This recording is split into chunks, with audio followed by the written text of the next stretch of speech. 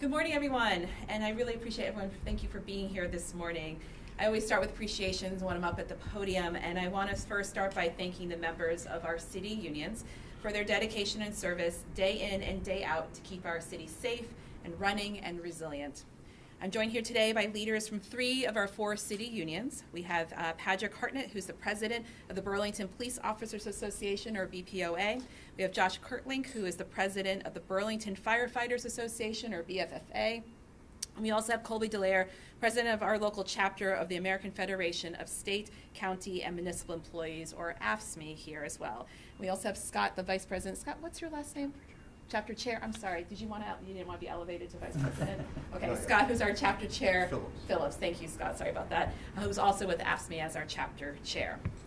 I also want to acknowledge, of course, we have other folks in the room, leadership from our police and fire departments here today, as well as all of the department heads who are part of making sure that these critical first responder services run every single day. On March 3rd, Burlington voters will decide on a police and fire tax rate increase of 5 cents.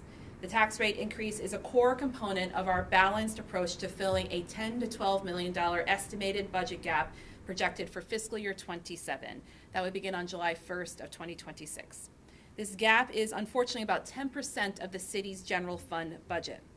Structural budget gaps occur when ongoing costs outpace reoccurring revenue. And as I said before, this is not a one-year abnormality. It has been a structural budget gap for the last few years, and it reflects a larger challenge that has been building over time within the city's general fund operating budget. Burlington's structural budget gap challenge is threefold because it happens because of our significant workforce and service growth over the past decade before I became mayor. The second reason is the reliance on temporary and one-time funding sources. And the third primary reason is the slow growth in our property tax base here in the city. This leaves the city without a fully sustainable revenue source to maintain its services that is built up over time. To solve this chronic challenge takes a balanced and strategic approach, an approach that I have used each of the 3 budgets I have developed for the city with my team and delivered to residents and the city council. This is not easy work, and it requires deep analysis by our city team, and it also requires us to make hard decisions. As we prepare the fiscal year 27 budget, we will need to continue to use a balanced approach, including 3 parts this year. First, raising revenue. Second, right-sizing government. And third, realizing strategic opportunities. Today, we're here to address the revenue piece of this puzzle. In December, I proposed a 5-cent tax increase alongside the help with City Councilor Gene Bergman to provide a modest but necessary tax increase to support traditional police and fire services. Board of Finance and then City Council supported placing this tax increase on the March ballot with bipartisan support. This tax rate increase responsibly funds the growth in our police and fire budgets next year. The 5-cent increase to police and fire tax will raise again $3 million. This will pay for increases that we're obligated to pay for employee salary and benefits due to union contracts we negotiated last year. These union contracts were unanimously supported and endorsed by every city councilor last year when they came to council. This tax rate increase invests directly into the workforce that keeps Burlington running safely and effectively, while ensuring our residents continue to receive the critical community safety services they rely on. Community safety has been my #1 priority since day one of my administration, and it is the same top priority held by virtually every resident here in the city of Burlington. And fundamentally, this tax rate increase is an investment in both the people and our community. It's investing in our police officers, our firefighters, and city staff who serve the city every day, and residents who deserve to get the right type of help they need when they call for help. Burlington deserves a responsive and effective community safety system, and this tax rate increase helps us to deliver on that commitment. I'm grateful again to leaders of BPOA, BFFA, and AFSCME for standing together today. Their members can see firsthand why this measure is necessary for Burlington's continued stability and service quality. With that, I'm going to turn it over to each of our union leaders to share why they support this measure and why it matters to the people that they serve.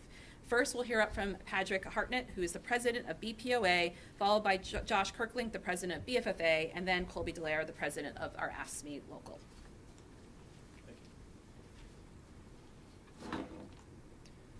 So good morning, my name is Patrick Harden. I'm the president of the BPOA Fraternal Order of Police, Lodge number 21. First, I'd like to thank the citizens of Burlington, our council and our administration for the continued support of the police department as we continue to build our rank and file. We know and understand the city is operating under a tight financial budget.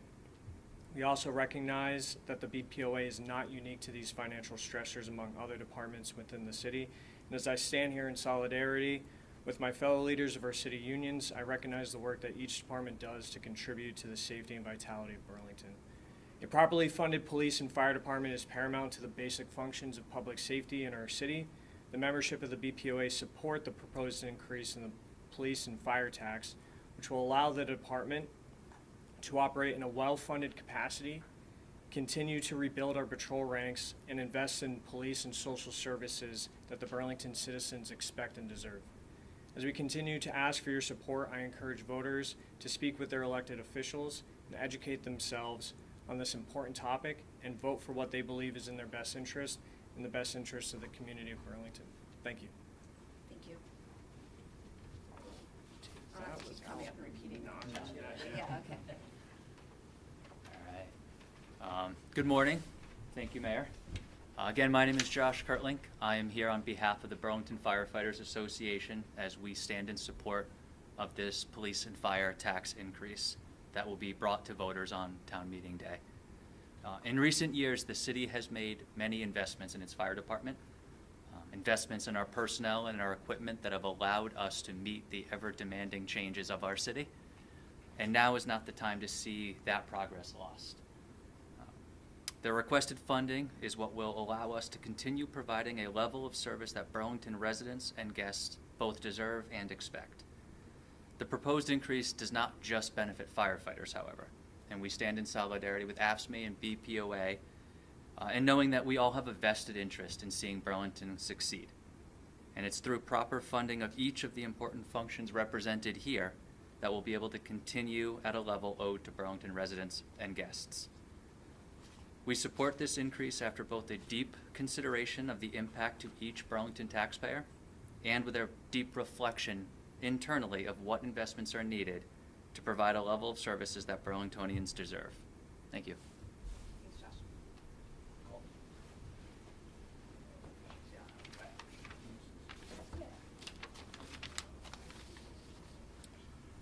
Good morning, everyone. I'm here today representing the hardworking people of AFSCME Local 1343. We're the people that keep your streets clean, your water running, and our city moving. As dedicated city workers, we know what a budget really is. It's a reflection of what we value, and right now we have to decide if we value the stability of our community and the safety of our neighbors. A core piece of the administration's plan is a modest 5-cent tax increase, an increase that would generate roughly $3 million specifically to cover the rising cost of the police and fire departments over the next year. Fundamentally, this is about investment, and if we and when we underfund the city, it's the working families who feel the sting first. It's the city employees, your neighbors, who are asked to do more with less. This isn't just about funding departments. It's about supporting the people who keep the community running. When we fund our essential services adequately, we are saying that the safety of every family is worth 5 cents. We are saying that a dignified, stable workplace for city staff is a priority. Unity means we don't leave any part of the city behind, and we can't have a strong city without strong public safety and strong public services. This is a balanced, honest solution to keep our foundation solid. When you look to this 5-cent tax increase, I implore you to look at this as a commitment to public safety and to one another. On behalf of AFSCME, let's invest in the people who make this city home. Thank you. Well, again, I really appreciate the solidarity offered by all of these 3 city unions here today, because it shows a really strong and strategic message to voters that we really are asking for a modest increase, and we hope people will consider that as ballots hit the mailboxes this week and folks go on and vote over the next couple weeks to March 3rd. A few final points on the budget process, and one piece I really want to highlight is an important late-breaking piece of information related to the budget that's not related to the police and fire tax increase, but since I'm at the podium, before I close out.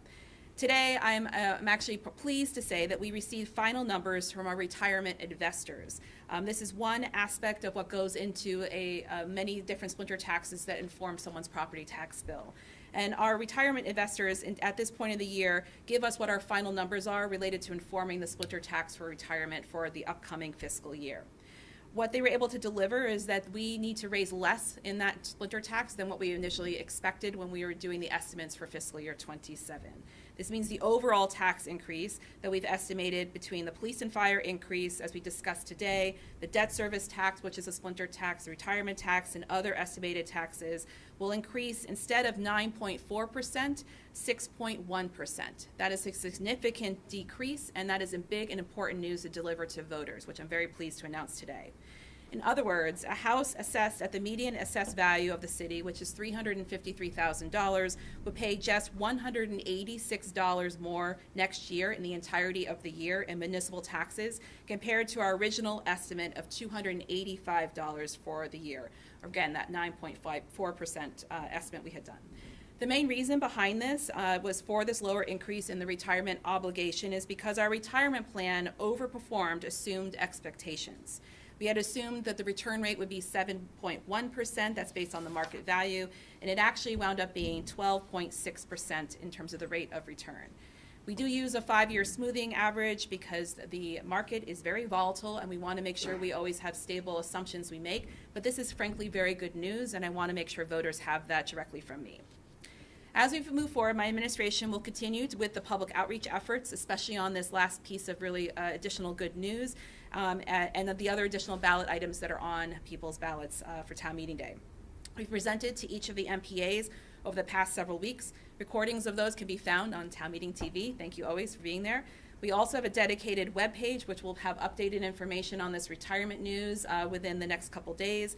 You can find more on the police and fire tax increases there, that question, as well as REIB's charter change. We also have information on how to vote for town meeting day, and that website is on the Burlington well, I can't read that exactly, but it's the website if you go to the clerk's page for the city's webpage around town meeting day. We will also be mailing an informational postcard to residents in the next week or so. As I mentioned before, ballots are arriving. Mine arrived yesterday. People can return their ballots in the secure ballot boxes we've had traditionally for the last several years. One's outside of fire station, the other's outside of City Hall, one at DPW, one outside the Miller Center. There might be one more out there. And if you are returning your ballots by mail, please remember to mail at least 10 days ahead, given the state of our postal service. Or you can simply drop them off here at City Hall or at your polling location on town meeting day. But back to fiscal year 27's budget process, we will continue that work into the spring, and each of the city departments will be presenting their final budgets to the Board of Finance in April. Per charter, I will then deliver the final budget to the council by early June, and then council has until June 30th to approve that budget. That wraps up what we are here to talk about today. Thank you again to all the union leaders for being here to talk specifically on the police and fire tax increase. Again, and thank you for all your tireless work you do every single day. And with that, we can open it up for a few questions.